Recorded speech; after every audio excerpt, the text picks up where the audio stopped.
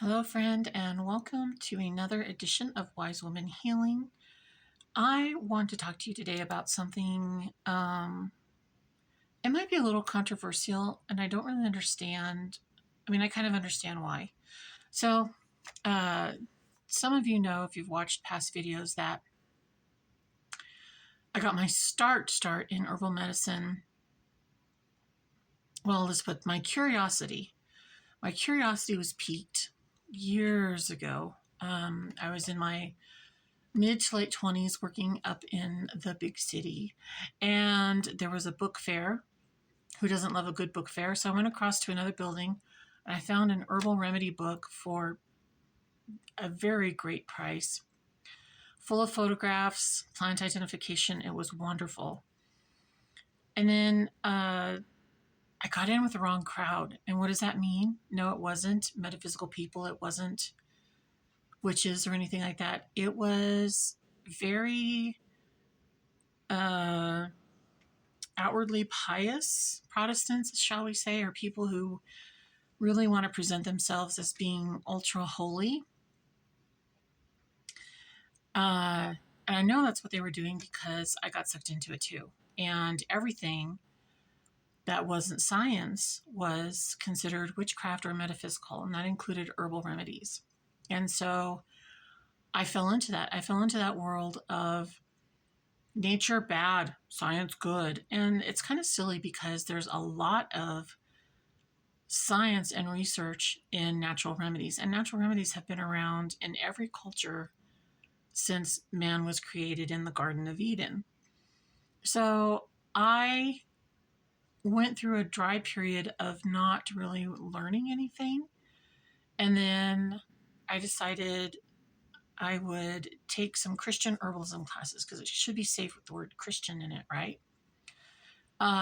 Took that class and spent money on it and really didn't do anything with it because I don't really have an opportunity, except for my husband and I.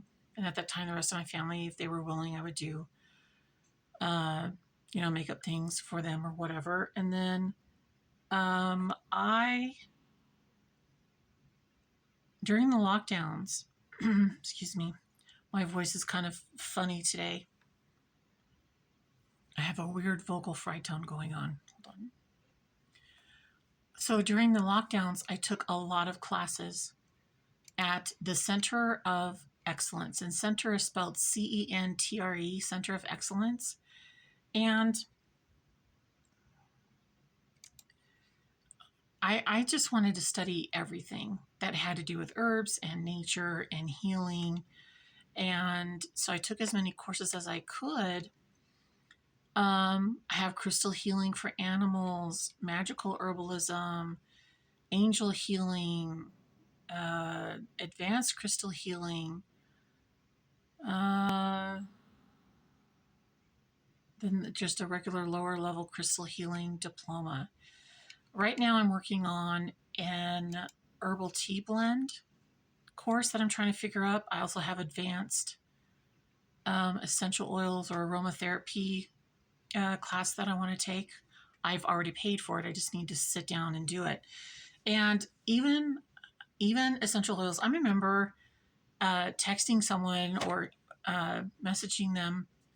They were talking about joining a not Young Living, but their rival essential oil thing. And I was, oh, that's witchcraft. They use, they have a whole book full of witchcraft and spells and blah, blah, blah. And that's what we did back then as Protestants. And a lot of people still do that. But it was how you showed off how pious you were was by rejecting anything like that. And again, it goes back to the Puritan, Pilgrim, European, German, European, English Europeans that came over, who were just really, because of all the witch trials and things that happened, and if you repeat a lie loud enough and long enough, people are going to believe it. And so I believe that's happened also, is that people were told this was evil because what became modern medicine was being pushed. It was just at the very beginning of it. And that's why all the grave robbing was happening in England and America, was because they needed bodies for autopsies, because nobody was donating, not nobody, hardly anyone was donating their body to science at that time.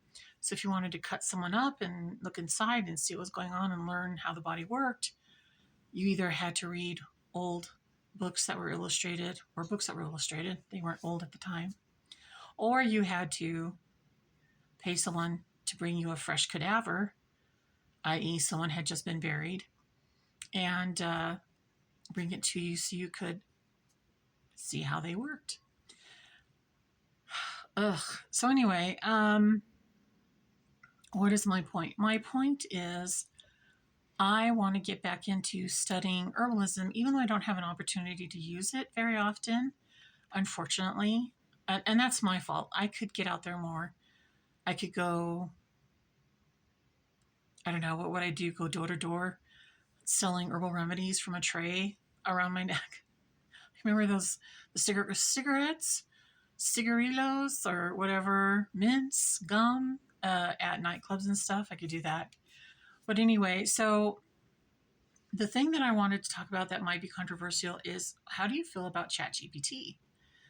And the reason why I'm asking is because, admittedly, I am like the last person to embrace new technology and get on a trend. Like when everybody else was making sourdough bread in lockdown, I was learning herbal remedies in lockdown. And so when ChatGPT came around, I decided that I was going to investigate it before passing judgment on it. Okay. And I like it. I like it a lot. Now, I don't like that it steals art from people. I don't like some of the ways that it's being utilized. But every technology, to a certain extent, has corruption within it, has the potential for corruption, and has the potential to be misused. So other people are trying to gatekeep AI from everyone and say that is just carte blanche. They're just taking the big brush and whitewashing it as evil. AI is, or can be, a wonderful learning tool. So presently, I'm using it to expand my vocabulary in different areas. And then I decided, oh, what about herbalism and herbal remedies? So going on the previous topics, I had asked it originally, and this is ChatGPT. So can you help me learn new words and improve my vocabulary? Because, like a lot of people, I am on the internet. I have admitted I have a shameful addiction to social media.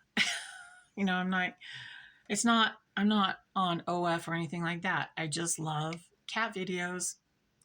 I love cat and dog videos. I love cottagecore and grannycore stuff. And I sometimes get caught up in that a little too much. And so I wanted to get back to reading and studying and improving my vocabulary and stuff like that. So I asked ChatGPT to help me with that. And not only does it, so it does a couple of things, or can do a lot of things. Let me get back up here. Okay, here are a few ways we can improve your vocabulary. This is from ChatGPT. Thematic word lists. Would you like to learn words related to a particular topic, such as literature, finance, folk healing, or something else? I said yes, and I gave it what I wanted to learn. Would you like a word of the day? I said yes, but then it's kind of not sending me the word of the day. I have to remind it. It doesn't send it automatically. Context-based learning. You can provide a sentence or paragraph, and I'll suggest stronger or more precise words to improve it. Quizzes and exercises.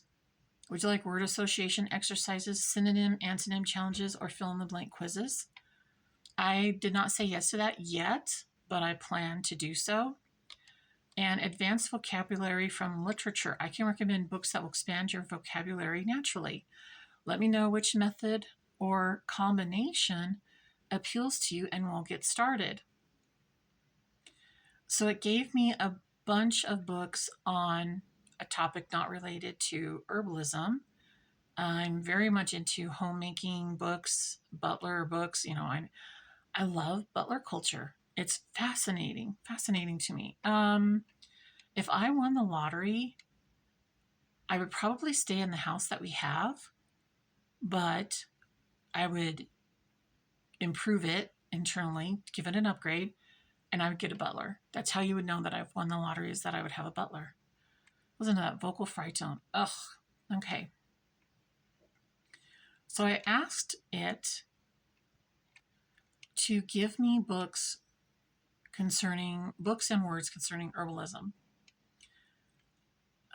So here's a list. So the word of the day is decoction, which I know what it is. Do you know what it is? I'll tell you. A method of extracting the medicinal properties of herbs by boiling them in water for an extended period. And it has an example. To make a strong herbal remedy, she prepared a decoction of elderberry and ginger for immune support. Books to expand your herbal knowledge and vocabulary. So it has beginner-friendly herbalism books, The Herbal Medicine Maker's Handbook by James Green, The Modern Herbal Dispensatory by Thomas Easley and Stephen Horn, Alchemy of Herbs by Rosalie Delafort.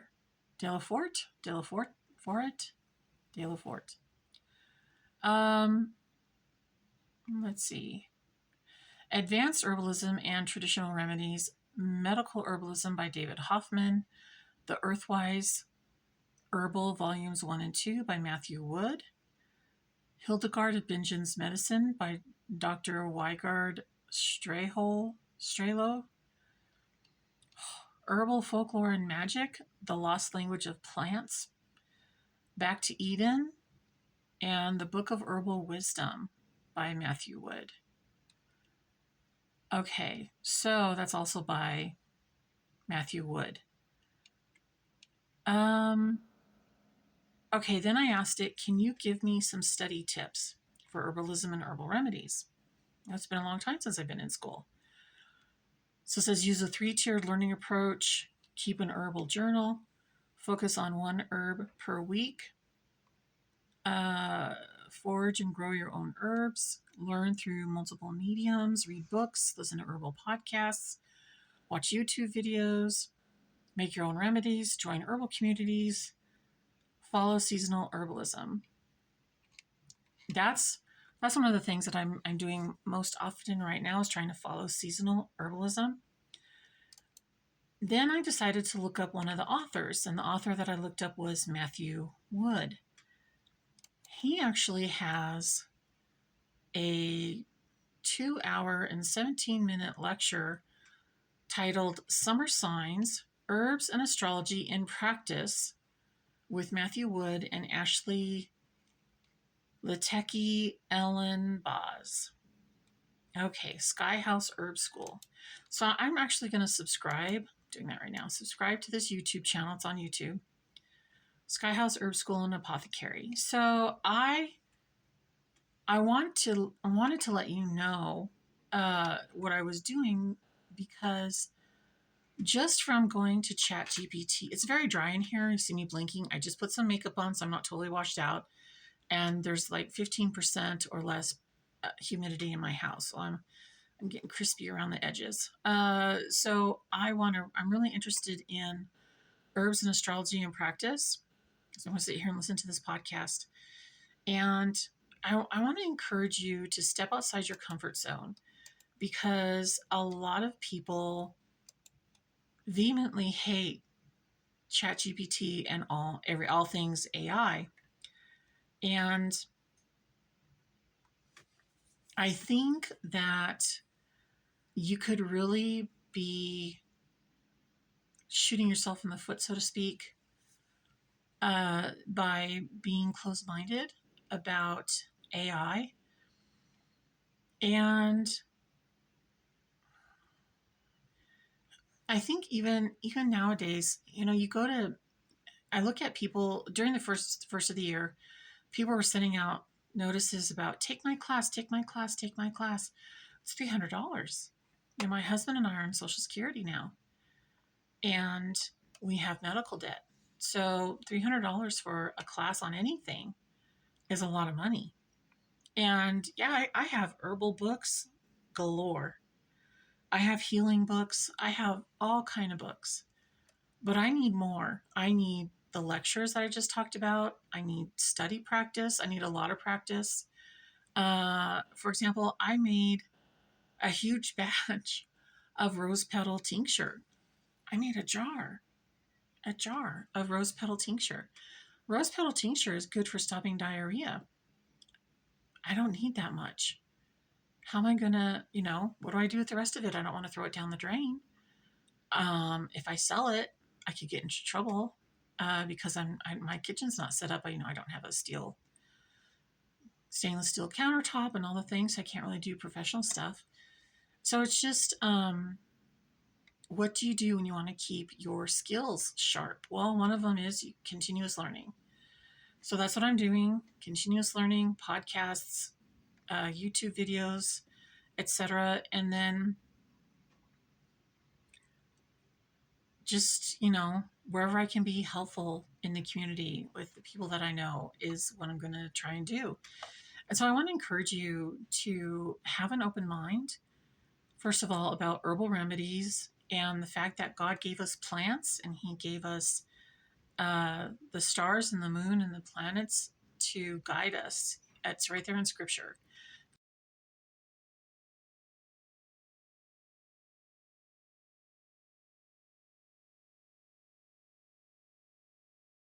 So there is one passage in Isaiah 1:13 through 14. God says, I hate your new moon celebrations and your annual festivals. They are a burden to me. I cannot stand them. But that does not mean that all things pertaining to the moon are bad. There was actually the new moon festival is mentioned in the Bible, including in Psalm 81, 1 Chronicles 23, and Numbers 28. The new moon was a time of celebration and worship that marked the beginning of a new month. Psalm 81 describes sounding the ram's horn on the new moon and on the full moon. 1 Chronicles 23 talks about offering burnt sacrifices on the new moon, and Numbers 28 talks about commands offering a burnt offering of bulls, rams, and lambs on the new moon. The new moon symbolizes renewal, new beginnings, and the covenant relationship between God and Israel. And there's also Colossians 2:16. It says, therefore, let no one judge you by what you eat or drink, or with regard to a festival or a new moon or a Sabbath. I want to encourage you to not be afraid of practicing your herbal medicine if you're a Christian according to the moon signs. I will put, if I can, I said I would put some stuff in the previous video and I wasn't able to because I was having computer issues, but I will try to put the link to this Summer Signs, Herbs and Astrology and Practice with Matthew Wood. And that's what we're doing. I don't have my Farmer's Almanac with me right now to show you, but in my other videos, when I say this is what we're trying for this week and I'm connecting it to the Zodiac Man, those are the astrology signs from head to toe and what to try for each week. Just to see what Matthew has to say about it. Try not to let other people's fear dictate your herbalism. Okay? Even though I am not a witch, I have read what witches have written on herbalism because a lot of these folks are really knowledgeable and have a lot to say, and some of the things that they have to say that are not even connected to witchcraft are not in other non-witchcraft herbalism books. They just have insight. It's just insight. They're not sitting there. Anyway, I don't want to go into a diatribe, but if you were to come over to my house, some people would be really offended at the books that I have because I want that knowledge. I'm a seeker of knowledge, and knowledge is power. And There might be some obscure something in a book somewhere that I would never have looked at if I had just concentrated on the cover and what the cover said. And I may have missed out on something really great. So I want to encourage you to maybe step outside your comfort zone and take a look at the books. Rosalie Delafort is what comes to mind because a lot of people are scared of her books because she's a witch. I don't know if she is or not, but a lot of people claim that she is.